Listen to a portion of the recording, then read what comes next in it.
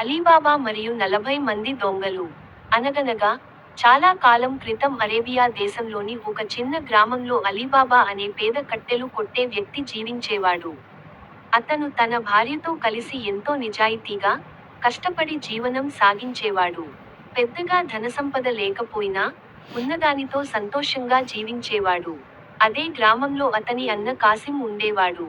అతను చాలా ధనవంతుడు. కానీ అతనిలో అత్యాశ ఎక్కువ. ఎంత సంపద ఉన్నా ఇంకా కావాలనే కోరిక అతన్ని ఎప్పుడూ వెంటాడేది. ఒకరోజు అలీబాబా అడవికి కట్టెలు కొట్టడానికి వెళ్ళాడు. చెట్లను నరికేస్తూ ఉండగా అకస్మాత్తుగా గుర్రాల కాళ్ల శబ్దం వినిపించింది. ఎవరో వస్తున్నారని గ్రహించిన అతను వెంటనే ఒక పెద్ద చెట్టు వెనుక దాక్కున్నాడు. కొద్దిసేపటికే 40 మంది దొంగలు గుర్రాలపై అక్కడికి చేరుకున్నారు. వారి నాయకుడు ఒక పెద్ద రాతి గుహ ముందు నిలబడి గంభీరమైన స్వరంతో, "ఓపెన్ సెసమీ" అని పలికాడు. అతను ఆ మాటలు చెప్పగానే భారీ రాతి తలుపు నెమ్మదిగా తెరుచుకుంది. దొంగలందరూ తమ వద్ద ఉన్న బంగారం, వజ్రాలు, మాణిక్యాలు, వెండి నాణేలు, విలువైన ఆభరణాలను గుహలో దాచిపెట్టారు. కొంతసేపటి తర్వాత అందరూ బయటకు వచ్చారు. నాయకుడు, "క్లోజ్ సెసమీ" అని చెప్పగానే గుహ మళ్లీ మూసుకుపోయింది. అనంతరం దొంగలందరూ అక్కడి నుంచి వెళ్లిపోయారు. వారు వెళ్లిపోయిన తర్వాత అలీబాబా జాగ్రత్తగా బయటకు వచ్చాడు.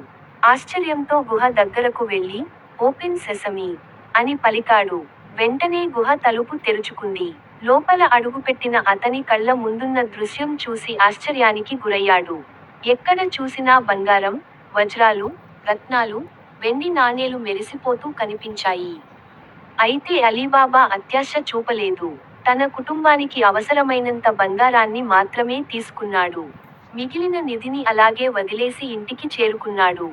ఇంటికి వెళ్లిన తర్వాత జరిగిన విషయాన్ని తన భార్యకు వివరించాడు.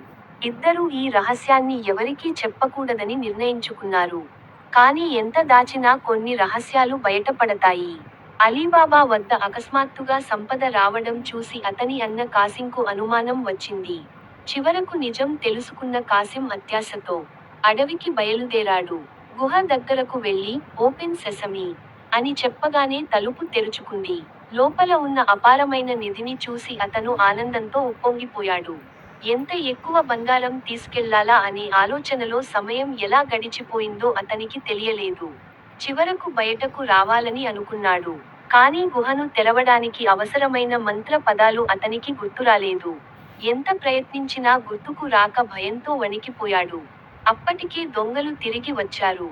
గుహలో కాసింను చూసి వారు తీవ్ర ఆగ్రహానికి గురయ్యారు. తమ రహస్యం బయటపడిందని భావించి అతన్ని పట్టుకున్నారు. కాసిం తిరిగి ఇంటికి రాకపోవడంతో అలీబాబా ఆందోళన చెందాడు. అతని కోసం వెతుకుతూ చివరకు గుహ దగ్గరకు చేరుకున్నాడు. అక్కడ జరిగిన విషయానికి తెలుసుకుని ఎంతో బాధపడ్డాడు. ఇదిలా ఉండగా, దొంగల నాయకుడు ఈ రహస్యాన్ని అలీబాబా కూడా తెలుసుకున్నాడని అనుమానించాడు. అందుకే అతన్ని కూడా చంపాలని పథకం వేశాడు. దొంగలందరూ వ్యాపారుల వేషంలో అలీబాబా ఇంటి దగ్గరకు వచ్చారు. బయటకు చూస్తే వారు సాధారణ వ్యాపారుల్లాగే కనిపించారు. కానీ అలీబాబా ఇంట్లో పనిచేసే తెలివైన సేవకురాలు మోర్జియానా వారి ప్రవర్తనను జాగ్రత్తగా గమనించింది. వారి మాటలు, కదలికలు, ప్రవర్తన చూసి వారు నిజమైన వ్యాపారులు కాదని ఆమెకు అర్థమైంది. ఎంతో తెలివిగా వారి కుట్రను కనిపెట్టి, సరైన సమయంలో ధైర్యంగా వ్యవహరించి అలీబాబా కుటుంబాన్ని ప్రాణాపాయం నుంచి కాపాడింది. మోర్జియానా ధైర్యసాహసాల వల్ల దొంగల నాయకుడు మరియు అతని అనుచరుల కుట్ర విఫలమైంది.